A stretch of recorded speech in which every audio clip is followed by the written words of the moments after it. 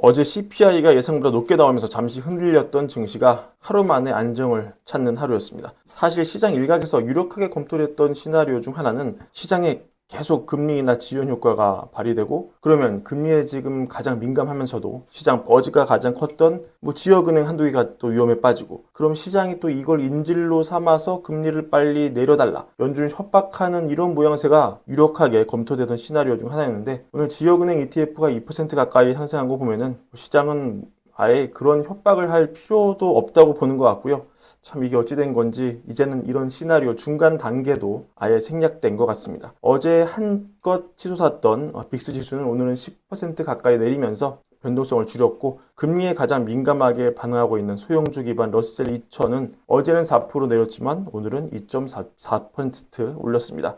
CPI 약발이 너무 빨리 빠진 게 아닌가 생각이 들 정도인데요. 아마도 이번 얘기가 시장 안정에 적잖게 영향을 미쳤을 것 같습니다. 어제 영상에서 연준이 CPI를 무시하고 있다, 이렇게 말씀을 전해드렸고, 특히 하커, 필라델피아 연은 총재와 굴스비, 시카고 연은 총재가 CPI 무용론에 마이크를 세게 잡고 있다, 이렇게 말씀드렸는데, CPI 결과 나오자마자 굴스비 총재가 입을 열었습니다. 이렇게 말을 했죠. 장기 인플레이션 지표는 여전히 긍정적이다. 1월 CPI 예상보다 좀 높게 나왔다고 실망할 필요가 없다. 지난달 CPI가 3% 웃던 것은 맞지만 PCE로 본 인플레는 연준의 연간 목표치인 2%대에서 움직이고 있고, 약간의 증가랑 기복이 있더라도 우리가 여전히 인플레 하락의 길에 있을 수가 있고, 너무 당황할 필요가 없다. 그리고 기억하실지 모르지만 파월 의장이 12월 FOMC 때 어떻게 말했습니까, 여러분? 인플레가 2%까지 내리기를 기다려서 금리 인하는 너무 늦다, 이렇게 얘기를 했죠. 파월 피봇의 어떤 시작이었습니다. 그리고 얼마 전 CBS 60minutes에 나와도 똑같은 얘기를 했습니다. 파월이 이 얘기를 오늘 굴스비 총재도 똑같이 합니다. 나는 인플레이션이 2% 도달할 때까지 기다렸다가 금리 인하하는 것을 지지하지 않는다.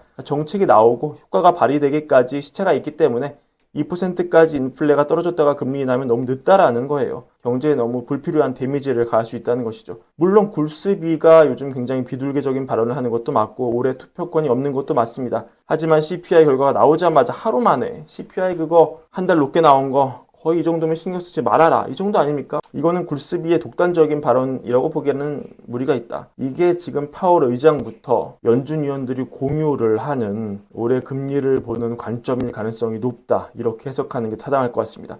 연준에서 올해 중위값으로 3번을 제시했잖아요. 금리 인하를. 연준이 바라보는 전망은 이 정도인 거죠. 그동안 시장이 6번, 7번이나 이렇게 오버하는 마인드를 이제는 많이 내려놓고 겸손해졌고, 결국은 연준과 시장이 3번이냐 4번이냐 정도를 논의하면서 올해 타협점을 찾지 않겠느냐, 이렇게 해석하는 게 맞아 보입니다. 시장도 그렇게 판단하는 것 같아요. 예전 같으면 굴스비의 이런 비둘기적인 발언이 최대한 금리나 레버리지로 삼아서 눈에 불을 켜고 페드와치 전망표를 막 바꿀 텐데, 올해 금리 인하 전망을 어제 4번 나온 거 그대로 굴스비 발언 나온 이후에도 고수하고 있습니다. 결국 연준과 시장은 올해 3-4번 정도로 타협을 볼 것 같다, 이렇게 전망할 수 있겠습니다. 이렇게 보면은 연준의 이번 발언이 지속적으로 올해 금리를 어떤 명분이 오던 꼭 내리겠다는 그런 의지를 연준이 확실하게 가지고 있는 것 같아요. 몇 달 전부터 치밀하게 CPI를 무시하고 PC만 보겠다는 명분을 확실하게 쌓기 위해서 차근차근 논리 빌드업을 하는 그런 모습이기 때문에, 만약에 연준의 이런 발언이 지속적으로 나오고 또 시장이 이것을 받아들인다면 진짜 시장이 다음 달 CPI 때는 그렇게 움직일 수도 있겠죠. 예를 들어서 CPI가 또 높게 나오더라도 이건 연준이 어차피 쳐다보지 않는 무의미한 지표다, 이런 컨센서스가 시장에 자리 잡는다면 PC에 밀려서 CPI는 점차 영향력을 잃는 그런 지표가 될 가능성도 있어 보입니다. 하지만 여전히 놀라운 것은 증시가 사상 최고치를 달리고 있지만 금리 인하에 대한 확신과 결의는 연준 안에서 크게 변함이 없다는 것. 이것은 앞으로 증시 상승을 연준이 원하지는 않겠지만 오른다면 할 수 없지 않느냐, 약간 자포자기하는 연준의 어쩔 수 없는 선택이 깔려있지 않냐, 결국 이것은 올해 선고와도 무관하지 않을 것 같다 하는 해석이 힘을 받을 것 같습니다. 그리고 오늘 여러분께 꼭 전해드리고 싶은 소식이, 연준 크리스 월러 이사가 일종의 반성문 썼어요. 이게 연준 논문 보고서 올라가는 패드 노트에 오늘자로 올라갔는데, 제목이 코로나 이후 높은 인플레이션에 대한 연준의 대응, 이런 제목이라서 그때 왜 연준의 대처가 늦었고 뭐가 아쉬웠고 이런 반성문에 가까운 그런 글인데, 이게 딱 CPI 발표 다음날 올라간 게 의미심장합니다. 큰 그림이 있는 것 같아요. 관심 있는 분들은 원문 찾아보시면 좋을 것 같고, 내용 요약하자면 이렇게 정리할 수 있을 것 같습니다. 어떻게 보면은 반성문을 가장한 포워드 가이던스일 수 있다 이렇게 보이기도 하는데요. 키워드만 뽑아보자면 이렇습니다. 일단 유연해야 된다. 정책 결정 과정에서 유연해야 된다. 과거 연준은 그렇게 유연하지 못해서 금리 인상 시기를 좀 실기한 측면이 있다. 그 다음 정책 변화 전에 명확하게 조기에 가이드라인 줘야 된다. 경제 상황이 충분히 회복되어 통화정책 완화를 시작할 시기를 계획할 때 명확하고 조기에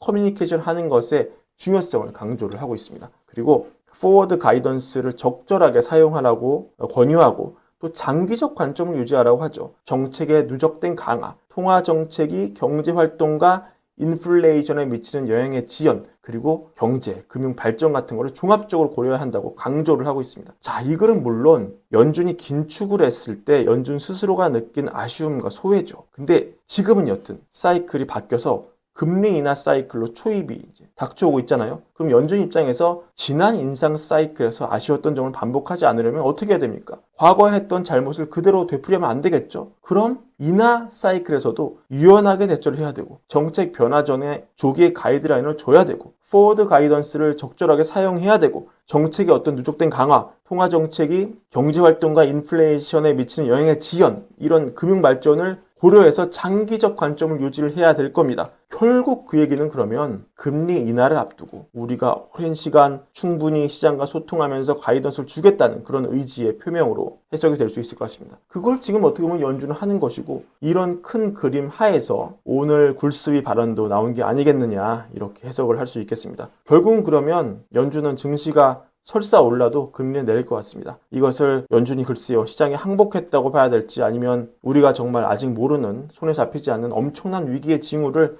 연준은 미리 보고 있는 것인지 어떤 것인지 잘 모르겠지만 아마 정답은 이 둘 어딘가에 있을 것 같습니다. 참고하셔서 향후 투자 포인트에 잘 활용하셨으면 좋겠습니다. 오늘의 부연변은 이것으로 마치겠습니다. 구독과 좋아요 부탁드리고 월과 월부 사랑도 함께 부탁드립니다. 감사합니다.